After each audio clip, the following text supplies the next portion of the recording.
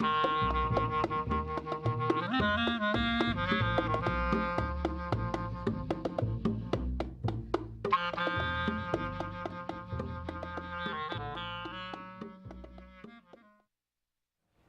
everyone. I'm Stephen W. Long. This is The Writing Life, and my guest today is Dave Holmes, and we're going to start a little bit early celebrating National Poetry Month, which is actually April. We're a little bit early, but I have to say our producer, Caroline O'Brien, was at open mic at, what is it? 10 Oaks. 10 Yeah. Oaks? Sounds like Gone with the Wind. Right. And I was so impressed she wanted to get Dave on here. Now I'm impressed. So I'm really happy to invite you to be on, welcome you today. Yeah. Thank you. Yeah. So I didn't mention, I believe, that you're also a teacher at Dunaway. That's right. And so for me, there's kind of two things here. One is your work, your poetry, and then how that informs or sinks in with your teaching. So we're going to kind of go back and forth, I think, but Sure. But with poetry, maybe more than nonfiction or prose or something, I think there's a draw. There's something that pulls you in, and for you, what is that?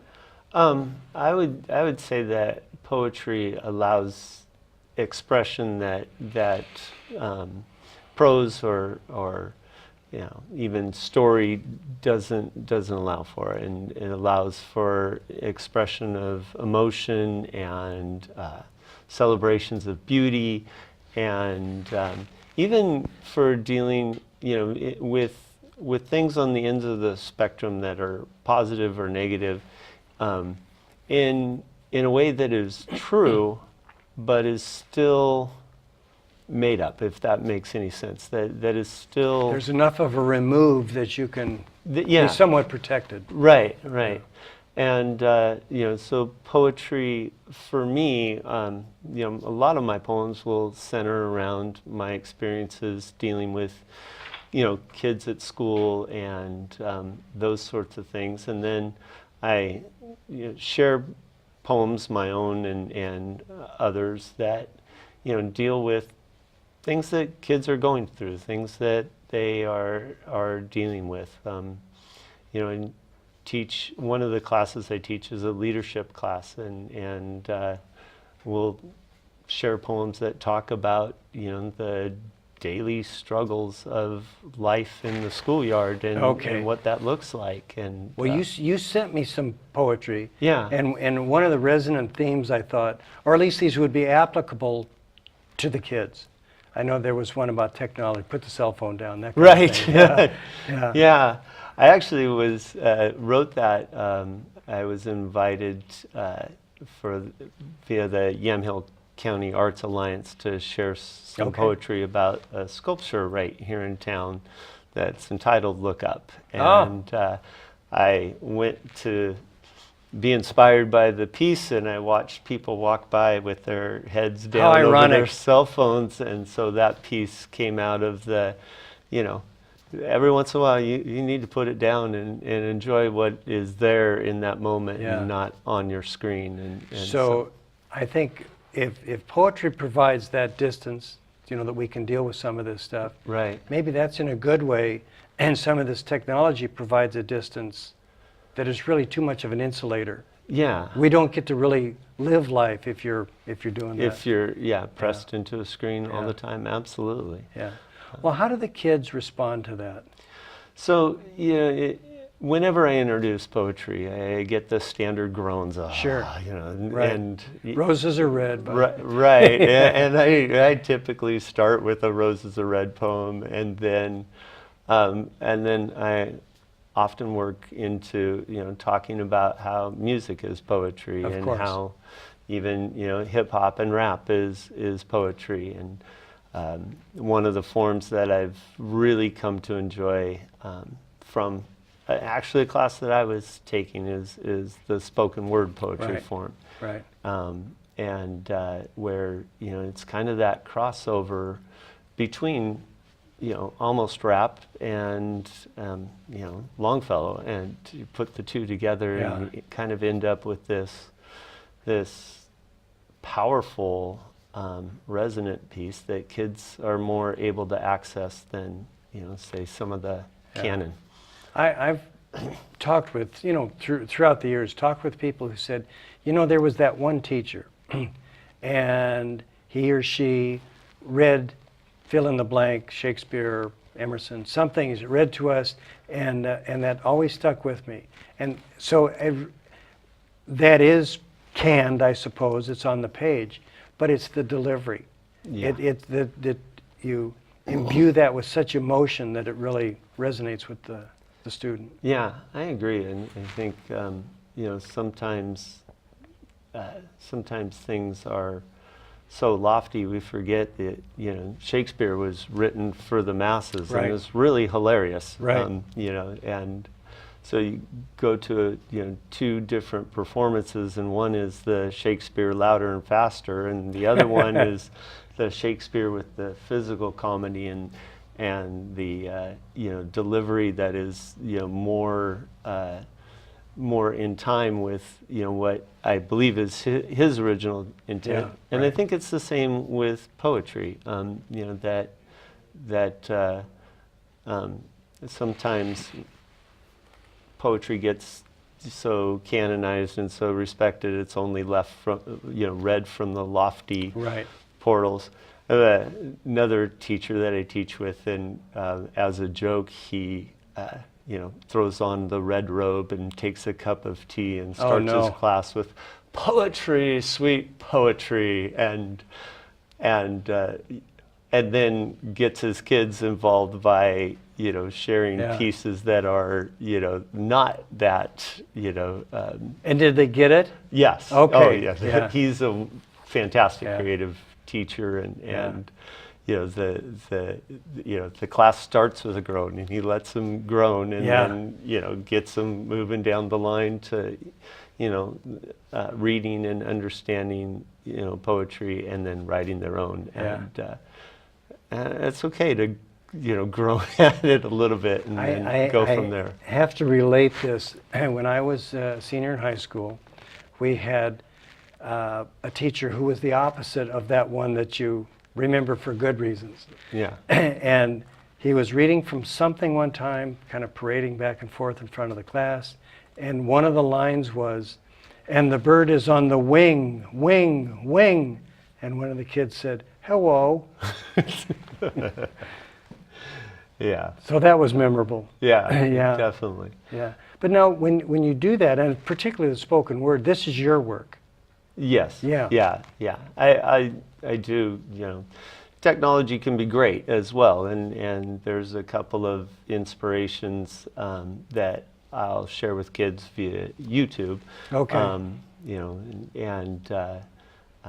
For instance, there's a great poet, Gina Loring, who writes this poem called "You Move Me," and I use it to teach simile because it is Okay. you move me like, you move me like native prayer songs and jeans that fit perfectly. And she goes on and on about her relationship with this person and how important they are, using Sure. simile after simile after simile, and so as an intro to one of my lessons on simile, I share that with them, but I also share my own, and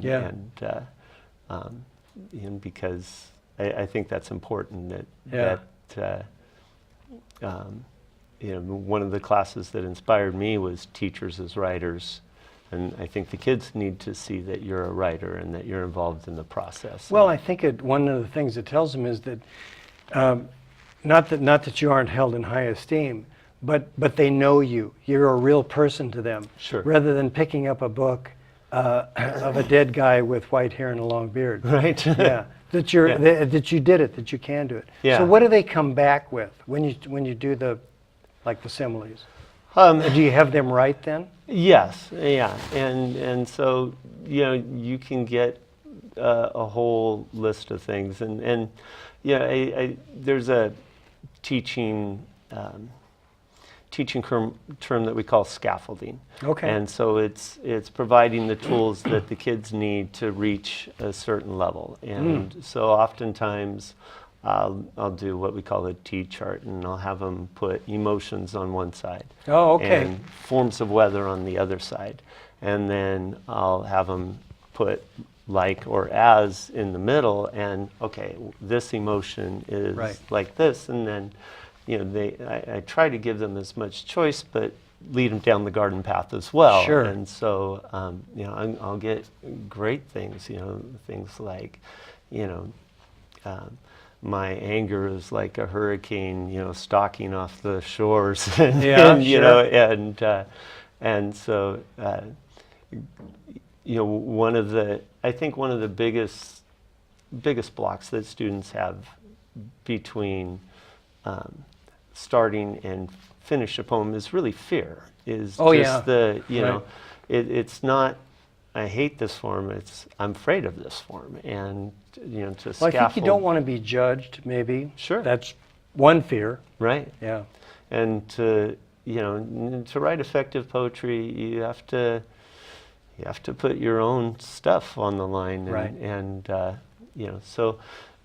there's other, speaking of scaffolding, there's other things that I do, like do a section on description, and I'll have them choose a picture of a piece of scenery that they like, and I'll have them describe it, and again using technology on a document, Mm-hmm. and then I'll have them just start finding places to hit the enter bar and arranging their Okay. descriptions in a poetic form, and then Yeah. deleting words to shorten it up, and adding active verbs to Right. strengthen their writing, and they end up with something that That's great. describes this piece of scenery as, Yeah. as a piece of beauty,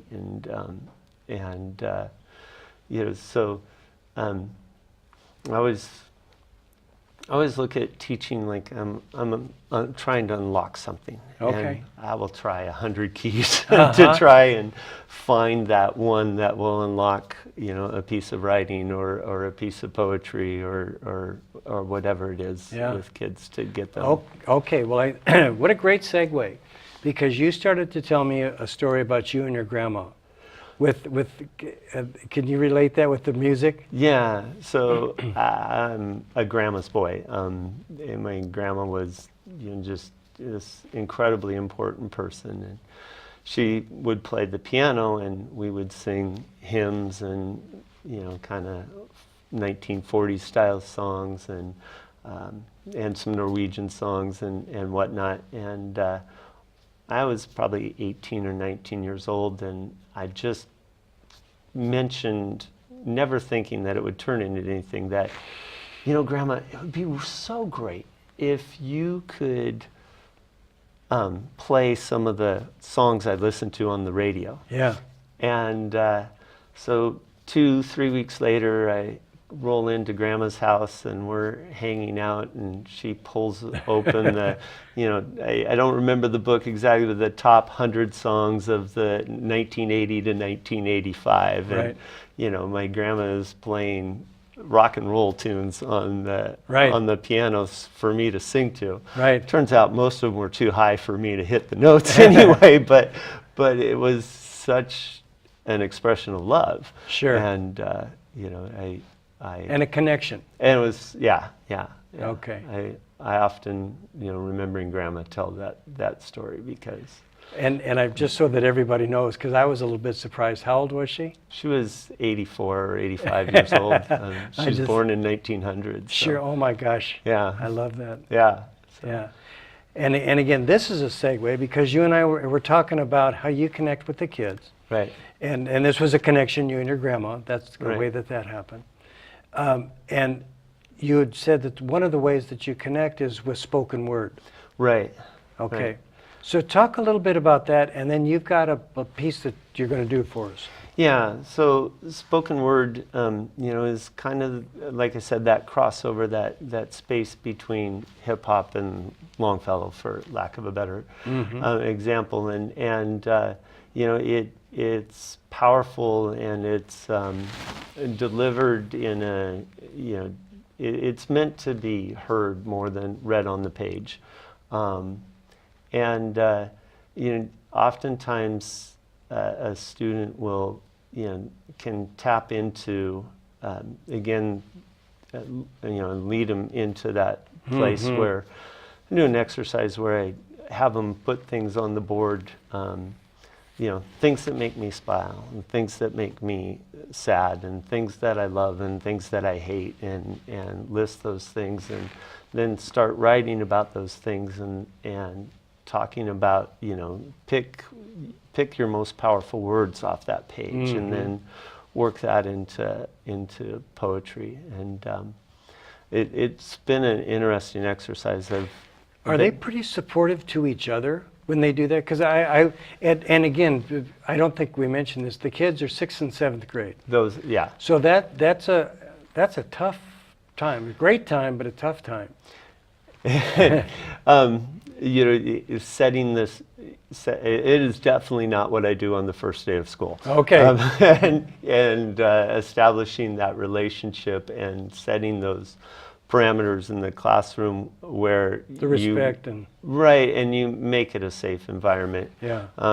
If you were to ask my students what is the best way to get in real trouble with Mr. Holmes, it would be mocking another student that Okay. is sharing their work, or Yeah. or that is speaking in front of the class, or that sort of thing. And I tell them, I get paid to, and I'm a professional, and so I understand if we're at odds. But when one of your fellow students, that takes guts and courage. Oh boy. And Yeah. you will respect that courage. Yeah.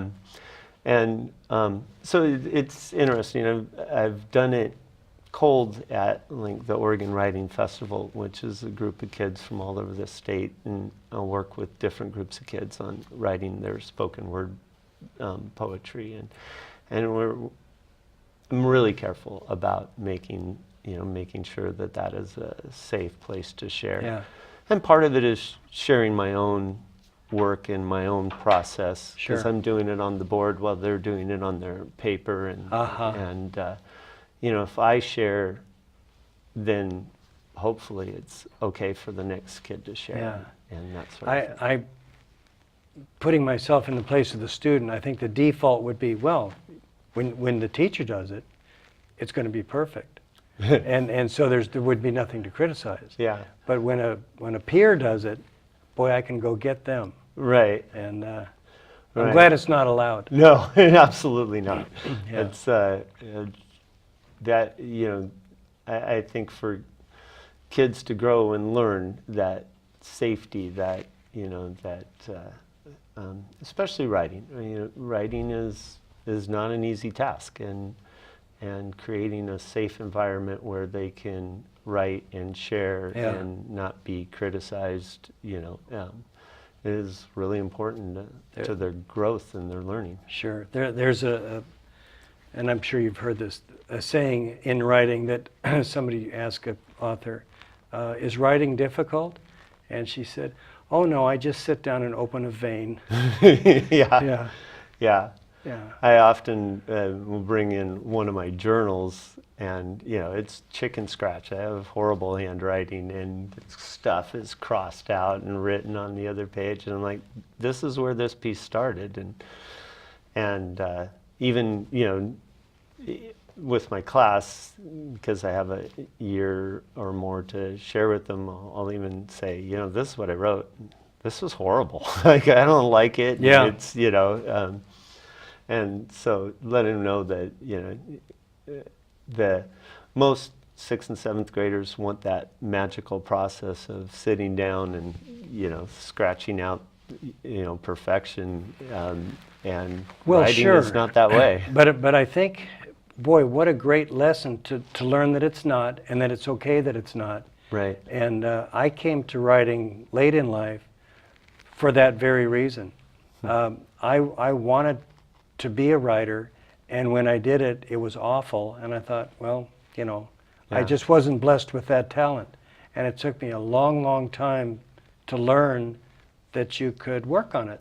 Yeah. You could get better. I can never remember who the author was that was talking, and he said, I write with pencil. It's my favorite medium. but I go through boxes and boxes of pencils, not because I wear out the pencils, but because I wear out the erasers. Yeah. You know, and that's true. Yeah. It's hard work, and it's you know, looking. It takes guts to look at your piece and be self-critical. And, Oh yeah. and You have to kill your children. Is one of right, the- yeah. right, Yeah. yeah. I was fortunate enough to take a pretty intimate class with the novelist Elizabeth George. Uh-huh.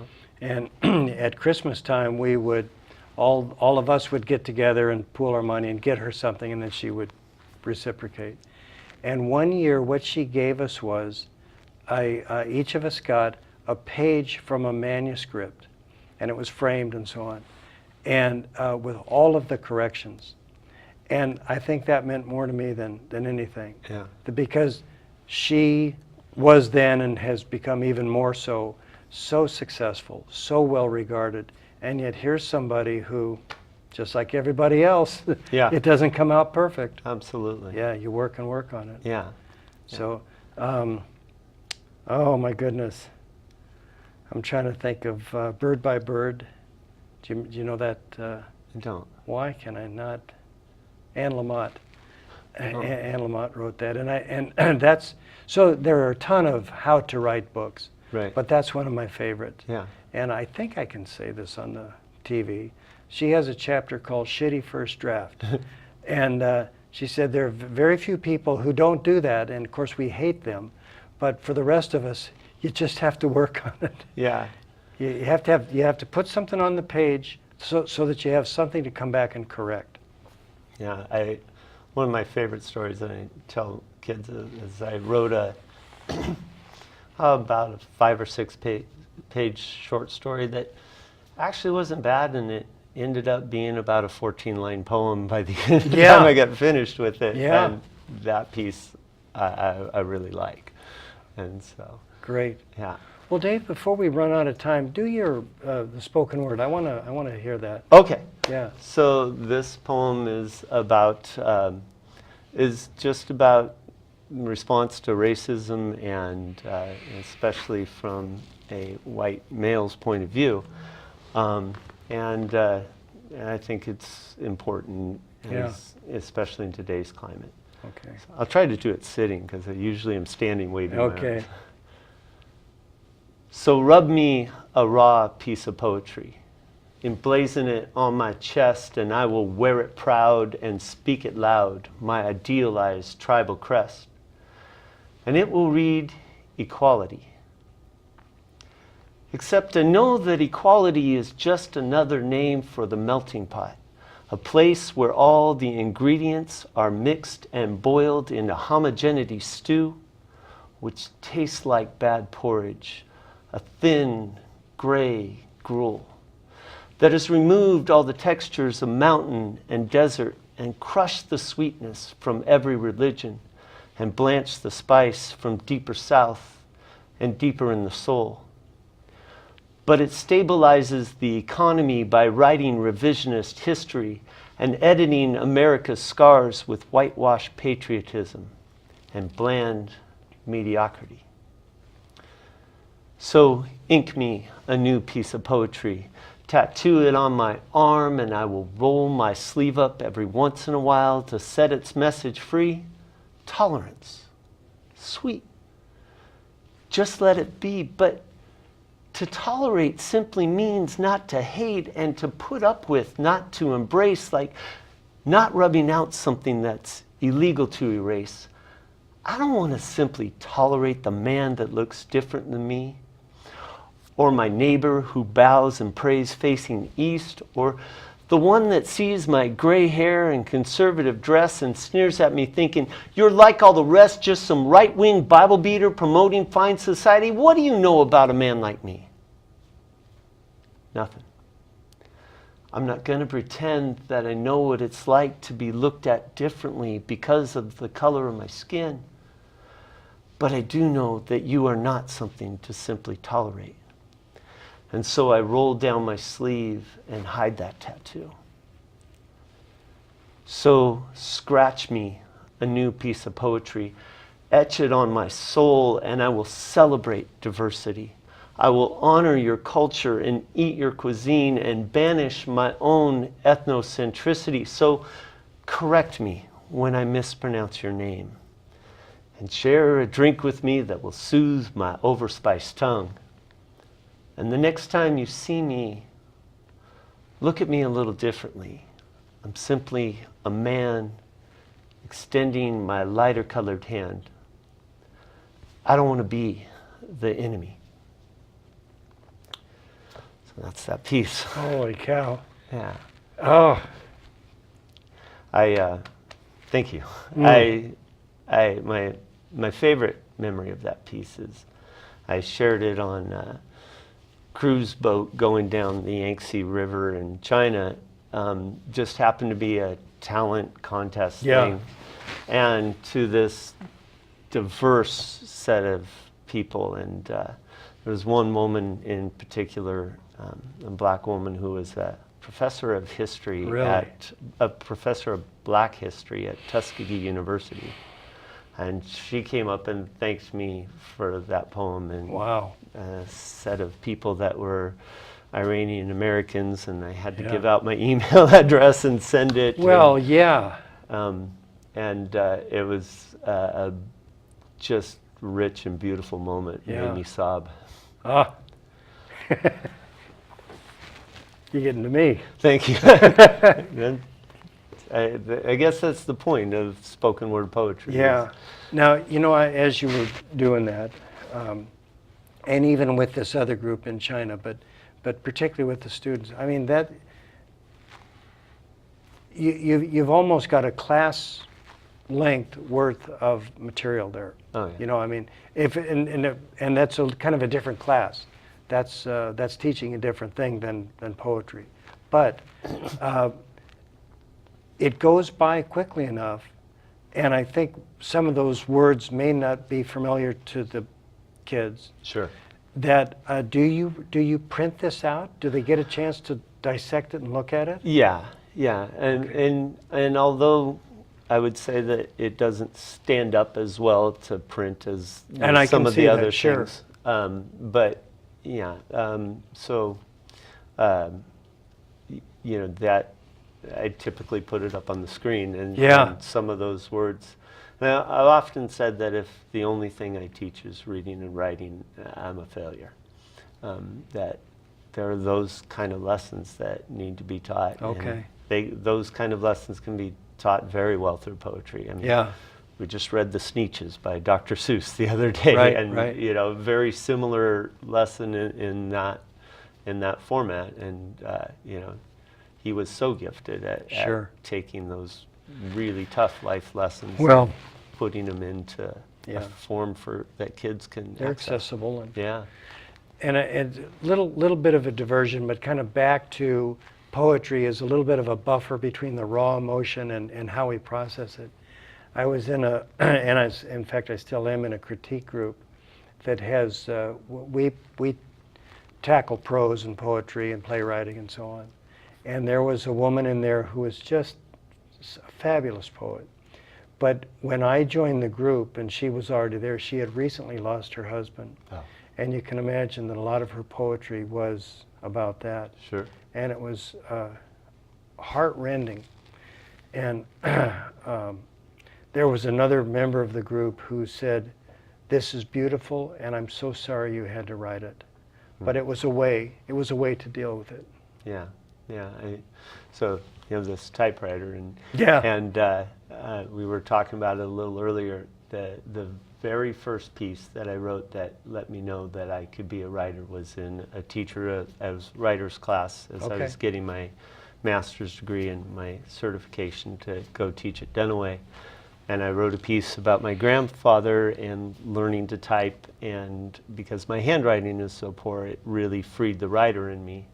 And the last thing he typed on his typewriter was this line, "Just a little news from Tacoma," but as I unrolled it, it was 3 or 4 times and then on a couple of pages, and he had forgotten that he had started this letter several times. And my grandpa's mind was starting to slip, and I wrote about, he had actually died quickly from a massive stroke, and that I was thankful for that mercy, Right. for him not having to have ended up down the road. And so I read this piece to this group, and there are people just sobbing and crying. And I thought, maybe I can write, and it's that release of emotion, Yeah. and that ability to touch the person next to you Yeah. with your words, With the words. that makes it, And I want to ask you, did you read that, or did you speak it, or did they read it? both. So Okay. I actually read it, but it was as a critique. Okay. And the teacher, got up and like, okay, so critiquing this is going to be hard because, it's so, but she, and then she made the point that that's Yeah. where good writing comes from, is, from the heart. And, Sure. And those deep places. And, Yeah. and that's, teaching, going back to middle school, it is tough to get a student to, reach those places and feel secure in themselves. And, to be completely honest, not every student makes it there.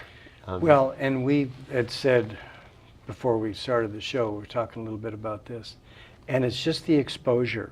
If nothing else, if you plant that seed and you don't see anything within that time, you've still planted the seed. Absolutely. Yeah. Yeah. There may come a day. So these kids are, I don't know, what, 13, 14, something like that. 11, 12, 13, yeah. Okay. Yeah. Who knows if when they're 19, if Right. this doesn't blossom. Yeah. Yeah. And, as a teacher, the real victories and the parts are when every once in a while I'll have a kid come up to me and say, hey, remember when you did that? I wrote this, I won this contest, and, I submitted, this piece, and it got accepted, and, Sure. and there's nothing like that as a teacher to That's know, great.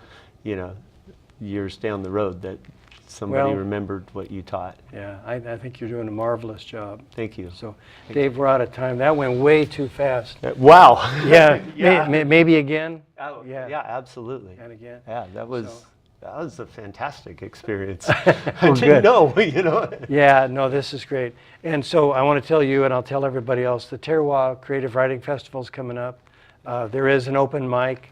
The contest for, the Paper Gardens contest is really a separate thing, but they coincide in time, Right. sort of.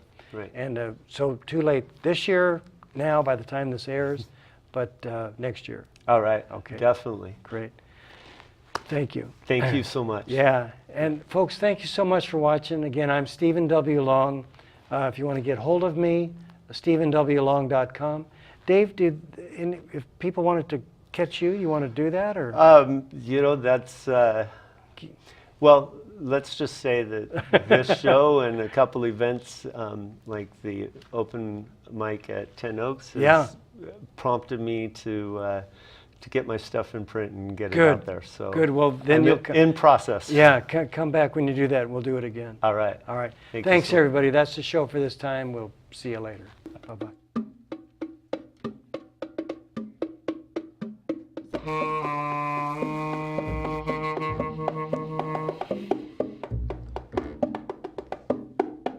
What do you think? We done? I don't know, you guys wanna do one Yeah, just I with think yourself as without long me as doing they the think we're podcast? done, if No, they got no. enough, they got enough. They got enough? Probably, okay, sounds good. Let's go lunch. Oh. I'm hungry. Yeah. Yeah, I could use a bite too.